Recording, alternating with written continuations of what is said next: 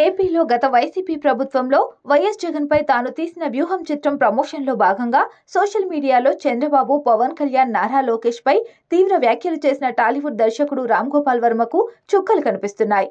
ఇప్పటికే ఆయనపై ప్రకాశం జిల్లా మద్దిపాడులో దాఖలైన ఫిర్యాదు నేపథ్యంలో కేసు నమోదు చేసిన పోలీసులు హైదరాబాద్ వెళ్లి మరీ విచారణకు రావాలని నోటీసులు ఇచ్చారు. మాజీ సీఎం వైఎస్ జగన్ పై గతంలో వ్యూహం చిత్రం తీసిన రామ్ గోపాల్ వర్మ ప్రమోషన్లో భాగంగా సోషల్ మీడియాలో చంద్రబాబు, పవన్ కళ్యాణ్, నారా లోకేష్ పై పెట్టిన పోస్టులు వివాదాస్పదమయ్యాయి. వీరిని వ్యక్తిగతంగా టార్గెట్ చేస్తూ అప్పట్లో వర్మ పెట్టిన పోస్టులపై ప్రకాశం జిల్లాలో కేసు నమోదు కావడంతో పోలీసులు ఇవాళ విచారణకు రావాలని నోటీసులు పంపారు. అయితే వర్మ మాత్రం విచారణకు డుమ్మా కొట్టారు. అంతేకాదు తనకు 4 రోజుల సమయం కావాలని పోలీసుల్ని కోరారు. ఇప్పటికే ఈ కేసులో తనను అరెస్టు చేయకుండా ఉత్తర్వులు ఇవ్వాలని ఏపీ హైకోర్టును ఆశ్రయించిన రామ్ గోపాల్ వర్మకు చుక్కెదురైంది.